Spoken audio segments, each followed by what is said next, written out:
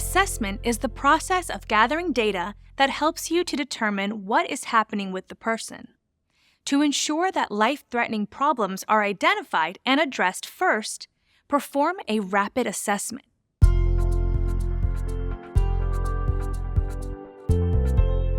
First, conduct a scene size-up.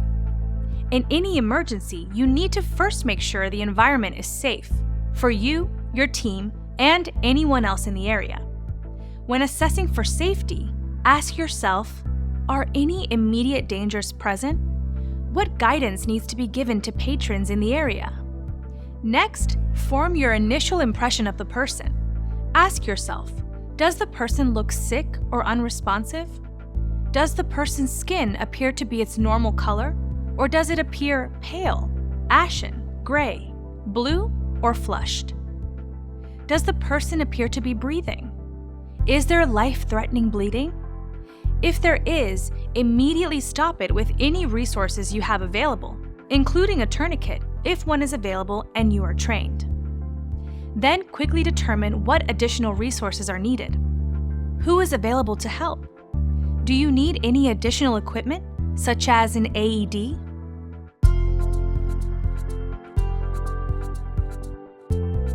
Your next actions depend on whether the person appears responsive or unresponsive. You may be able to tell that a person is responsive from your initial impression. If the person can speak, cry, moan, or move, they are responsive. Obtain consent, complete a secondary assessment, and provide care as appropriate. Remember, if at any time life-threatening conditions develop or are found, stop the secondary assessment. Make sure the EAP has been activated. Instruct someone to call EMS and get emergency equipment, and give care for the condition according to your level of training. If the person appears to be unresponsive, follow the shout, tap, shout sequence.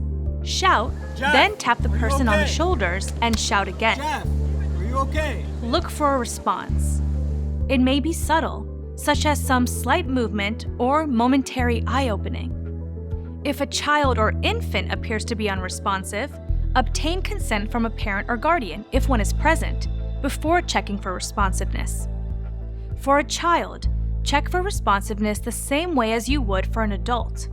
For an infant, use the same shout, tap, shout sequence, but tap the bottom of the infant's foot instead of their shoulder.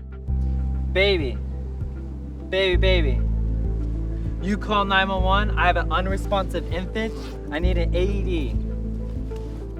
If the person is unresponsive, have another member of the safety team call EMS, if not already done, and get resuscitation equipment, including an AED, while you continue your rapid assessment. Make sure the unresponsive person is face up. If they are face down, roll them onto their back, taking care not to create or worsen a suspected injury.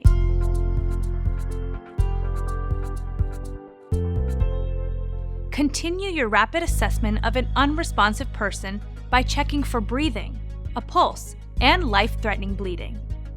Check for no more than 10 seconds. To check for breathing, you will first need to open the airway. When you are positioned at the person's side, open the airway using the head tilt chin lift technique. Press down on the forehead with one hand, while pulling up on the bony underside of the chin with 2 or 3 fingers of the other hand. Then, tilt the head back as you lift up on the chin. In an adult, tilt the head to a past neutral position. In a child, tilt the head to a slightly past neutral position. And in an infant, tilt the head to a neutral position. You can also use a jaw thrust maneuver with head extension to open the airway. From above the person's head, put one hand on either side of the person's head, with your thumbs near the corners of the mouth and pointed toward the chin. Slide your fingers under the angles of the jawbone. Thrust the jaw up and tilt the head back to open the airway.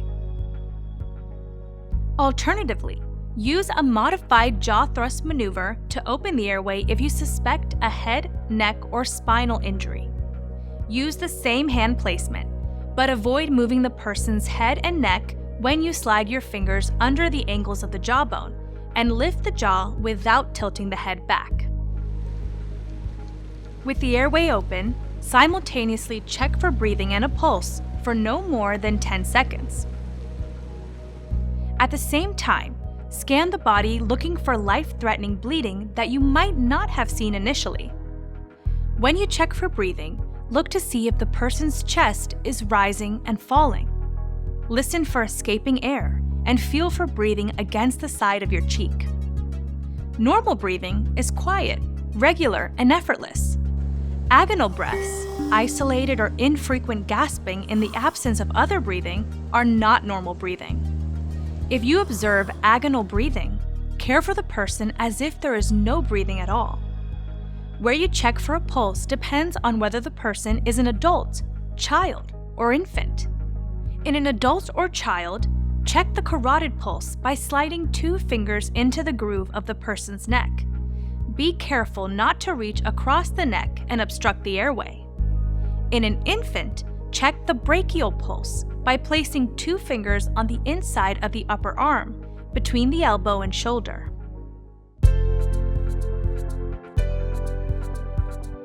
Next, if a person is not breathing as the result of drowning, give 2 ventilations. Each ventilation should last about 1 second and make the chest begin to rise. Pause briefly between ventilations to let the exhaled air escape. You may see a white or pinkish foam or froth coming out of the person's nose and mouth following a drowning. This is called frothing, and it is caused by a mix of mucus, air, and water during respiration. If you see frothing, complete your assessment, including providing 2 initial ventilations, and then begin care. Do not take time to wipe away the foam or froth.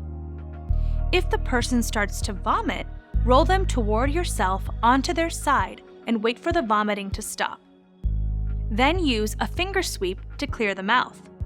You may also use a manual suctioning device if one is available and you have been trained in its use. Once the mouth is clear, roll the person onto their back and continue your assessment or providing care.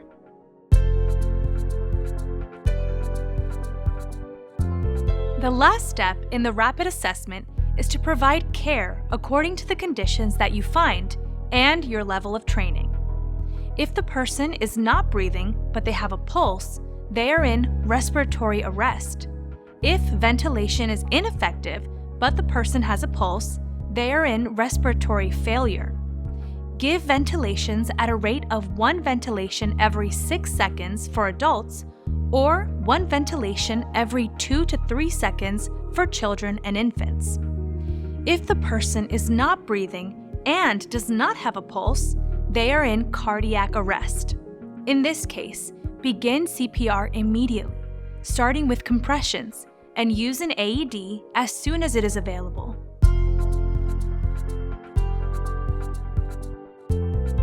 If the person is breathing and has a pulse but is unresponsive, or if the person is responsive but not fully alert, put them in a recovery position onto their side if you do not suspect a head, neck, or spinal injury.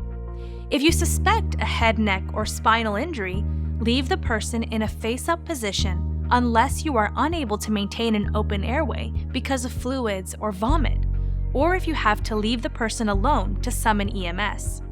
To place a person in the recovery position, extend the person's arm that is closest to you above their head. Now roll the person toward yourself onto their side so that their head rests on their extended arm. Rolling the person toward yourself allows for more control over the movement and helps you to monitor the person's airway. Finally, bend both of the person's knees to stabilize their body. To summarize, to perform a rapid assessment, conduct a scene size-up to check the scene for safety. Form an initial impression of the person, and determine what additional resources are needed.